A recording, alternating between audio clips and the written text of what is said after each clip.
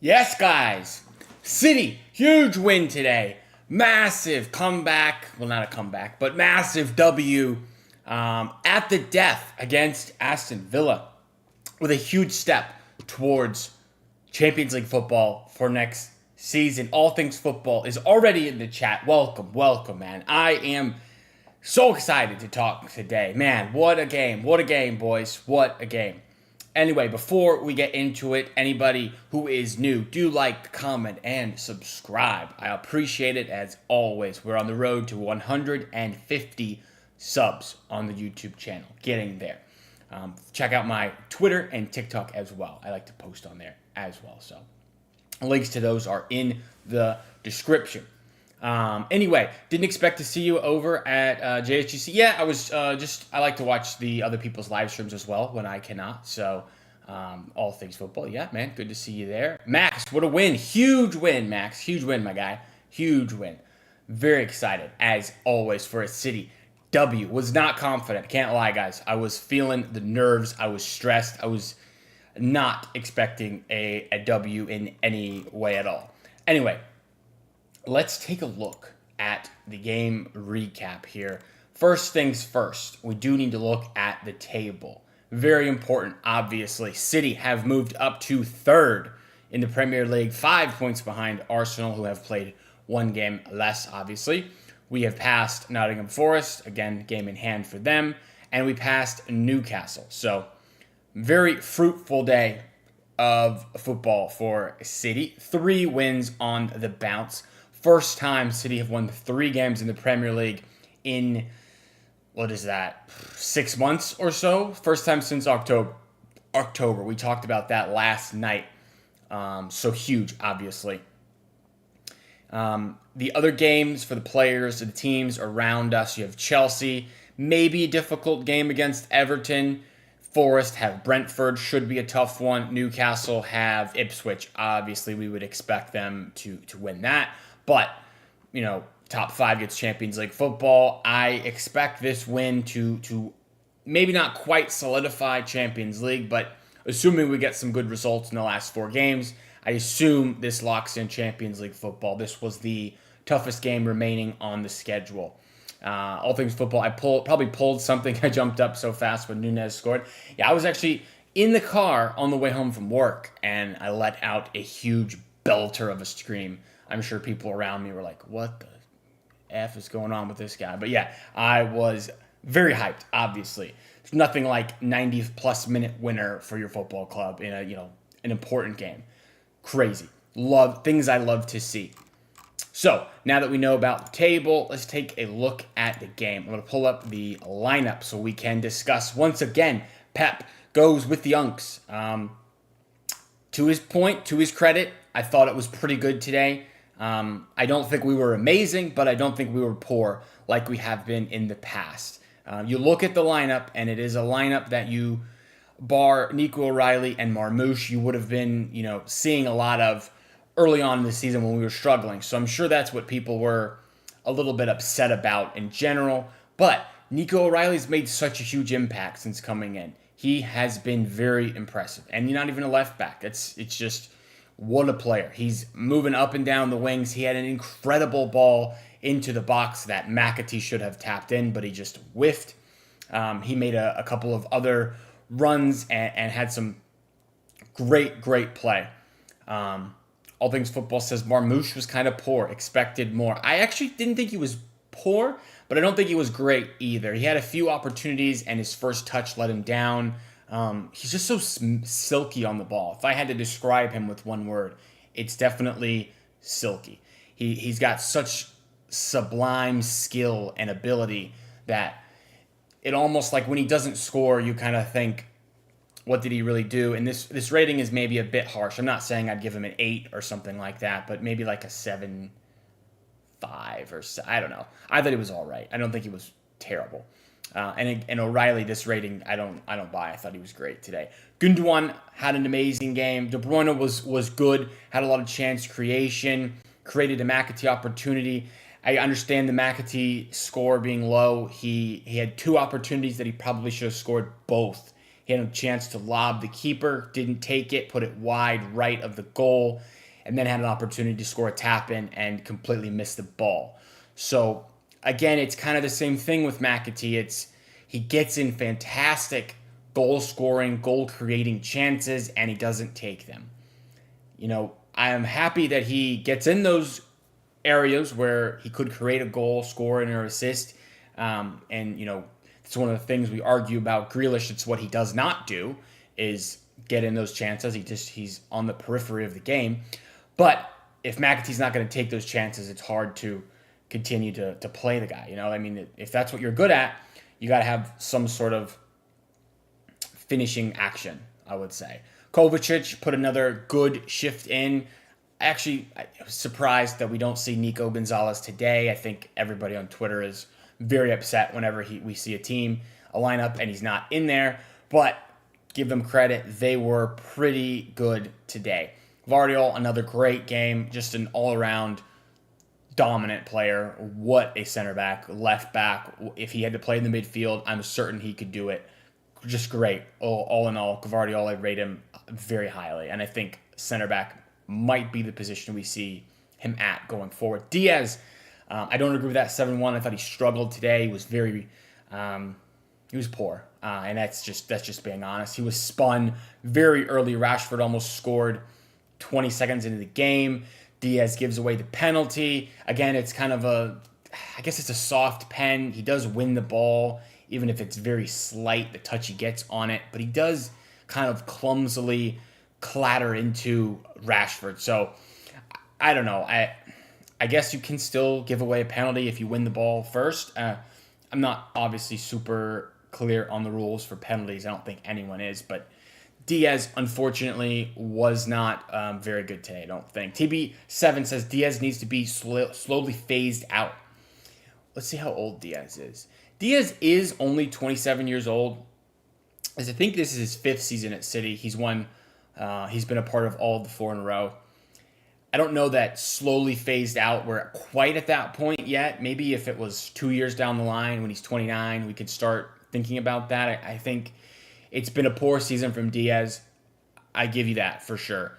TB7, I give you that it was a poor decision, a poor season, and even maybe a little bit longer than a season for Diaz. But I think, give him the benefit of the doubt, I think he'll be back to his best next season should the players around him get better. Tommy says that was never a pen. And I'm a little torn on it. I didn't think it was a pen. I definitely didn't think there was enough in it to go to the monitor and say that there was a clear and obvious error, which is what the rule is supposed to be. You're supposed to, if the VAR thinks clear and obvious, it wasn't clear to me. It wasn't clear to most of Twitter that I've seen, and maybe my feed is biased with City fans. That's always possible, but I don't know. He wins the ball. He clearly gets the ball first before he makes any contact with Rashford. So I don't know. Maybe it wasn't Rashford. Maybe it was Jacob Ramsey. I can't remember.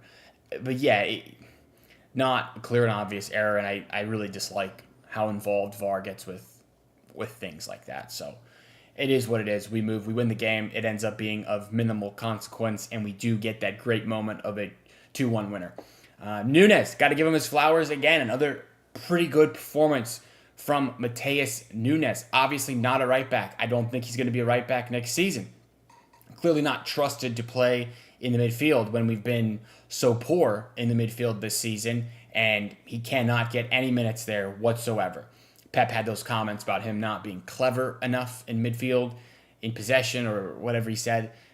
So maybe he's a rotational right back going forward. Maybe we sell him. I don't know. But gets a goal. He was very good today. He does get a yellow, but regardless, I thought he was great. Gets in a great opportunity. Defended well. The whole back line, bar Diaz, I thought was very good. Aston Villa had very, very minimal chances besides Rashford's first attempt in the first minute and the goal, the penalty.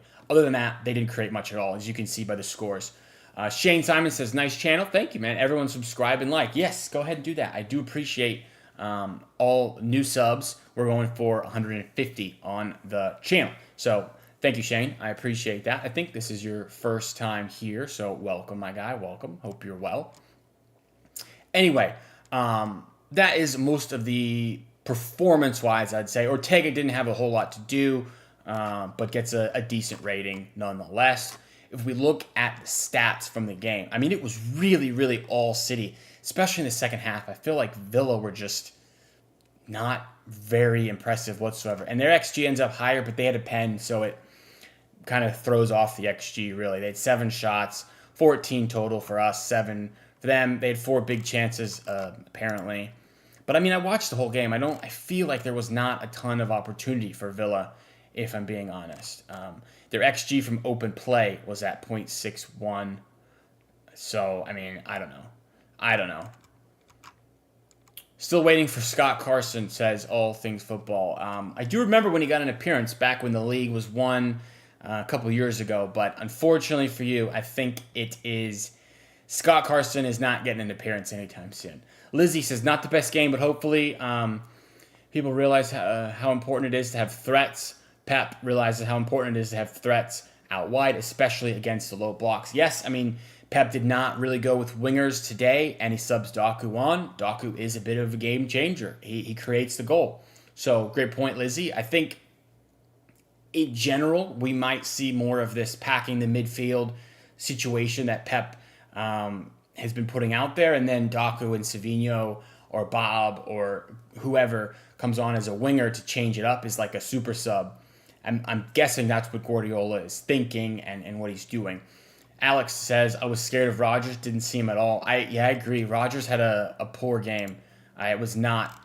He gets a 6 subbed off in the 86th minute and a yellow card. I was not impressed with Morgan Rodgers. However, I do think he's a very good player and is someone City should consider if they're going to go for like a midfielder / winger type. He's obviously a homegrown, former City Academy player. I think he'd be good enough to come and play for City, if he was open to it or not. But today, not his best game. Other stats that were notable. Shots inside the box, 10 for City. I mean, that is a ton. 2 blocked, 6 on target. We had a lot of opportunities on corners that I thought we should have done better on headers that we just didn't put on target really at all. What else do we have here? They out-won us on the duels, which is probably expected with the quality of their midfield versus the athleticism that we have to put out there. So, I don't know. Not anything else really in the game there. All Things Football, something that typical City said I agree with is how Marmoush seems scared of injury or taking a chance, as seen against Pickford at Everton. I mean, I think Marmoush is a player that's, I don't know if he really knows his position at the moment, because it seems like he's this almost like a left forward, I guess I would say. He is one of the most advanced players, but he's also kind of playing on the wing, but he's also kind of playing in the mid in like a 9 role. So I don't know. I see the Marmoush, whenever he doesn't score, and you're an attacking player. If you don't score or assist, people say he didn't really impact the game. But I love watching Marmoush play. So athletic. He's got a shot on him. I'm impressed with Marmoush. And Lizzie says Marmoush will be much better next season when we're better as a team, better players. I agree with that. Once we upgrade the overall skill and talent of the playing squad, the other players that we have now that we know can be better will, in fact, get better. Like Marmoush will be better. Diaz, I hope, should be better. And even if like Bernardo stays, somehow he potentially could improve in that regard. Thought the Unks put up a good fight, says TB7. Yeah, I'm with you. I think the Kovacic, Gundogan, Bernardo, KDB packing the midfield situation, while it's not always aesthetically pleasing, we don't get this free-flowing football. They have technical quality, and it ends up being good in general. So I like that. Lizzie says Marmoush got an assist. According to this, he didn't. But I know what you're talking about. The ball was deflected. I don't know how they stat that for Bernardo Silva's goal. By the way, not a very good finish from Bernardo. And I know it's on his right foot, but probably Emi Martinez should have saved his attempt there. Same against Crystal Palace and Everton. They started strong and then they get overrun. Yes, agree. A better midfield will raise the level of this team so much, says Shane. Bro, I could not agree more. While they're putting in serviceable performances, Gundogan and Kovacic, De Bruyne, I think De Bruyne obviously already is confirmed is leaving, but I think Gundogan will go to Turkey, and I think Kovacic potentially goes to Saudi Arabia. And there's reports that Silva is out the door as well. He's been told he has no future at the club. Maybe that's true, maybe it's not, but regardless, I think we're going to see at least 2, maybe 3 new midfielders this summer. We'll get that attacking Kev role replacement, and then hopefully an 8. We've seen people like Morgan Rogers linked for the Gundogan replacement, Tijani Reinders. We see Florian Wirtz linked for Kev, maybe Xavi Simons. A lot of the names that we all know about. There will be multiple of them coming in. MCFC Connect. Can't believe I couldn't watch this game, but what a great win. Nunez to the rescue. Yeah, you missed a good one. It was not the most aesthetically pleasing game, but it was not a dull affair. The derby was poor in all regards against United a few weeks ago. This was actually fun, entertaining to watch, even though the quality was a little bit low. Imagine Reinders, Wirtz, Rodri domination. Yeah, that would be fantastic. And one of the selling points City have for Florian Wirtz, I've seen people talk about this on Twitter, is like the spine of the team that he's joining. If you think about it, you place Wirtz in there, and in front of him you have Haaland, behind him you have Rodri. If you go to Bayern, who's behind Wirtz? Is it Kimmich? Is he as good as Rodri? No. Is it, I don't know, Goretzka, I guess, is their other 6. Is he as good as Rodri? Obviously, no. Their striker, Harry Kane, great player and all, but is he Haaland good? Maybe that's debatable. I mean, he's obviously very good, but Harry Kane is a bit older, not going to be there as long. So in my mind, City's spine versus Bayern's spine, much better for City. The other argument is Madrid. Who do you have in the 6 there? Is he as good as Rodri? No. Madrid want to buy Rodri to be their 6. And then who's your striker? I mean, you never even know. It could be Vinny. It could be Mbappe. It could be Rodrigo. It could be Bellingham in like a false 9. So talk about a spine. City's spine would be probably the best in the world for an attacking midfielder, defensive midfielder, and a striker. Wirtz, Haaland, Rodri, best in the world, in my opinion. Best in the world. Without a doubt. And I don't know where I saw that on Twitter. Maybe a stream I was watching talked about that. But, man, that would be outstanding. And I know a lot of people in the chat and on Twitter are just dying for Wirtz news. I do think we'll get some probably within the next month, I would put it. I think by the end of the season, we'll know if he's coming or if he's not. It isn't really Bayern who's the problem. It's Madrid. Yeah, I think Madrid could be the problem if it's... if Xabi Alonso goes, I could see it being a problem for sure.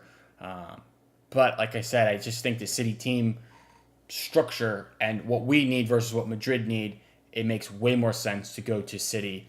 And then maybe down the line, if he wants the Madrid thing that all these players are apparently, addicted to playing for Madrid, he can still do that at like 27 years old if he wants to. Madrid are also looking to buy Haaland. Yeah, good luck trying to buy Haaland off of City. I don't think City would sell to Madrid unless they paid some inordinate world record fee, and not really Madrid's style. It's really not. This is City says, big up, come on, welcome to the stream. This is City. How are you today? What a win.